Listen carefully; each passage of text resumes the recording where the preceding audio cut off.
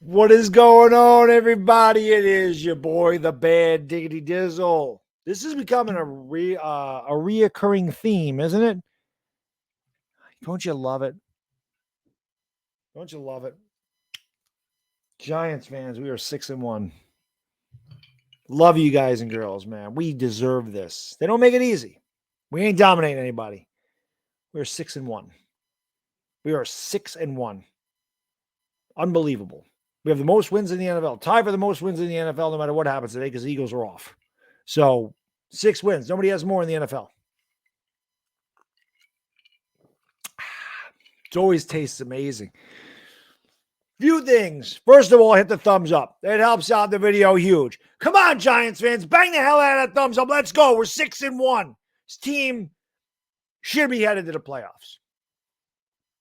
We knew the game wasn't going to be easy against Jacksonville.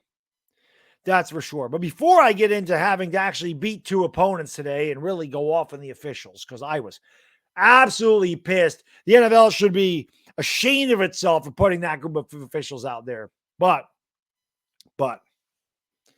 there's a lot of great performances today. There's a lot of things to talk about. The first one, Daniel Jones. I have been incredibly critical of Daniel Jones. And Daniel Jones has found the it factor. I don't know what clicked with Daniel Jones. I know there's guys out there that said this is always he's always been this guy, and maybe he has. For you guys and girls out there that have been on the Daniel Jones bandwagon or the train or whatever you want to call it from day one and never wavered, salute. Because I didn't have that belief, but good on you guys and girls. You know, I didn't have that belief. So the ones that believed in him and never wavered, you have every right to gloat. I was completely wrong about that kid. When it came to that, I always thought physically he had the tools. I never thought I'd see him do what he's doing. I didn't think he had it in him. I didn't think it would take 4 years. And to be honest, I don't think it was the years. I think it was the coach. I think it was the coaching staff. It's just something that I overlooked. You know, never really thought a coach could make that big of a difference.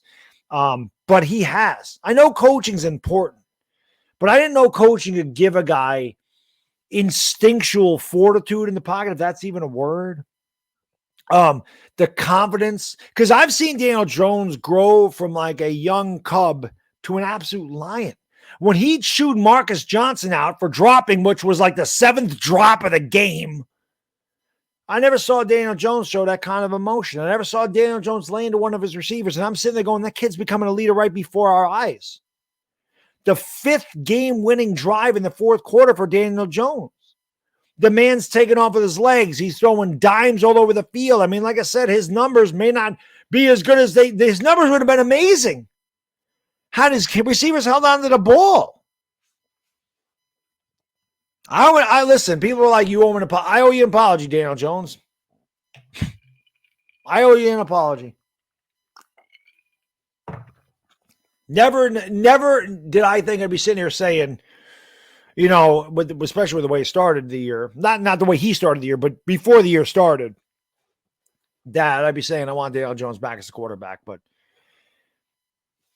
you know, I've said this before too. It doesn't matter if Daniel Jones has grown on me, or I believe in Daniel Jones, or the fans believe in Daniel Jones, or the media believes in Daniel Jones. What matters most, you know, is Daniel Jones has made a believer of his teammates. And I think it shows, but he's really making a believer of his head coach. And I'm happy for him. I know I'm critical. People are like, you hate Daniel Jones. I'm like, that's just not true.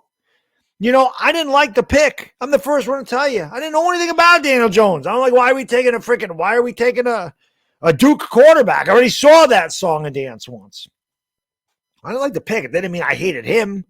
I've always wanted him to succeed. He's a Giants. I don't root for him to fail. I just didn't think that he could do what he's doing. Well, I was wrong, and I'm glad that I was wrong, because now I have all the faith in the world. Every time we're behind, he's going to do it. And there's going to be a game where he doesn't, because he can't keep coming back every game. It's not going to happen every single game. We can't be down every single game in the 4th quarter and have him bring us back every game. So one of these days, if this continues, he's going to not do it. But at this point, He's shown it to me so many times that every time he has an opportunity, I'm going to believe that he's going to do it. So listen, man, I owe Jones an apology. He is unbelievable.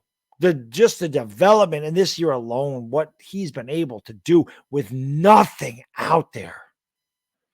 I can't say enough good. Normally I'm sitting here saying I can't have enough expletives for Daniel Jones. I can't say enough good things about Daniel Jones, man. He's the real deal.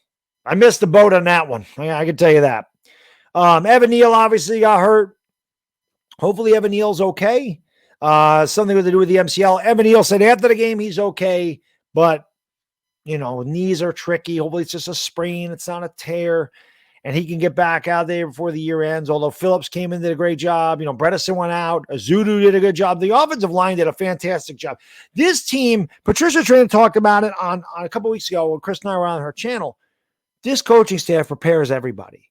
So there's always a B plan, a C plan, a D plan, an E plan. If this guy gets hurt, you're going in there. It's like everybody gets into the game and they know their role, even if they're a backup. Like they're prepared to play. And I felt like under the previous regimes, these guys get out there and they wouldn't know what the hell they were doing. They weren't prepared to play. This team believes in one another. They play for one another. And it's such a gutty team. I'm so happy right now as a Giants fan. I love it. It's beautiful. Let's keep it going. Let's win in Seattle. Let's get down to the last week of the season and make this game for the division against the Eagles, because I would love to knock them the hell out. We got a long way to go before that, though. Listen, I also want to give credit to Jacksonville. That's a good young team. They didn't quit. They're fighters. They were left for dead. They found a way to make it really close. And I love Trevor Lawrence. I think Trevor Lawrence is going to be a really good quarterback for years to come in this league. Travis Etienne is a damn good running back. And they're just an inexperienced team. I think Doug Peterson's doing a good job with those guys. And when you're a young team, sometimes you're going to lose these games. As you get more experienced, you start winning these games. It's what's happening to us, right? We were the Jacksonville Jaguars for years. We're really close, find a way to lose. This year, it's completely different. I'm not blaming Doug Peterson for that. I'm just saying they're a young team. But good luck going forward to the Jags. Now, I want to get into some of the bad things that happen. Saquon Barkley, I love you, buddy. You're amazing. You're gutty. You're tough. You're smart. Last week, when you could have scored a touchdown, you slid down on the ground and ended the game. I don't know what Saquon was doing. Saquon, you got to get down in bounds. The first run around the corner where you got pushed out of bounds after a gain of 13, understandable. That one was understandable. The second run, when he's running wide open down the sideline, just slide down. He goes out of bounds. And then on third down, before he kicked the field goal, just don't even go to the sideline. Get as much as you can and go down. I love Saquon, but God, he almost cost us that game because he gave them 2 extra timeouts. Can't do that. And he knew it. That's what the thing is. After the first play, he's like, oh, I shouldn't have went out of bounds. But then he did it 2 more times. And I know you're trying to get every yard, but at that point in the game, the clock's more important than 2 yards. I'm glad it didn't cost Saquon. I don't want Saquon to have to deal with that because the media would have absolutely destroyed him had the Giants lost that game. And now I want to get to the coup de grace, which was the officiating. I have never in my life seen such blatantly bad officiating to try to make another team win. Outside of the time Jerome Boger gave the Carolina Panthers 5 downs and allowed them to kick a field goal against us to lose.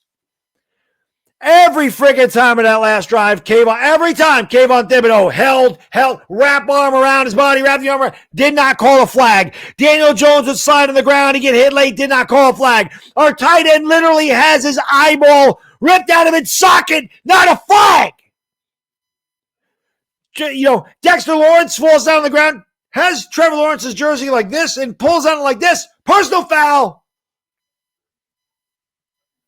Dane Belton didn't do anything to get it. There was no hands in the face on Dane Belton.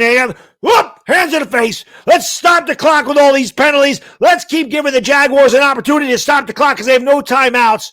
Every time we throw a penalty, stop the clock. We have to make Jacksonville win. And they were a yard away from winning. The NFL, there should be an investigation into that officiating crew because that was awful. Piss poor awful. It should have never come down to that. Not just because Saquon should have stayed in bounds, but the officials gave the Jaguars every freaking opportunity under the face of the earth or under the sun or whatever the hell you want to say to win that damn game. We shouldn't have had to sweat it out like that, Giants fans. But the officials are doing everything they could. The Zebras are terrible. Not just in this game, in every game. They're bad in every freaking sport. Entire Giants fans says it all the time. When the hell are they going to be held accountable? This was a really poorly officiated game. And even at the end, Saquon shouldn't have got that close to the sideline, but I didn't think he went out of bounds. For them to go sit there and review that play to see if he went out of bounds, then they overturned it. Said he went out of bounds. Looked like he was touched in bounds. For me, forward progress was stopped. Clock continues to run and forward progress is stopped.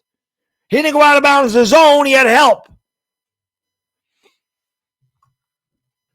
It's BS.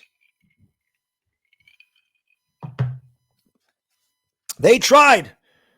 And even the Jaguars and the officials came up a little short today. They say football is a game of inches. 12 inches separated us from 5-2 and 6-1. But the officials aside, the piss poor officiating aside, what another gritty, gutty, tough performance by this group of Giants that just do not quit. Another fantastic job by Wink Martindale in the second half. Listen, obviously I forgot Xavier McKinney had an enormous play knocking that ball away from Travis Etienne as he caused a fumble as Etienne was ready to go into the end zone. That was huge as well. The blocked field goal. And then there's so many plays that you could go over in this game that were big plays for the Giants.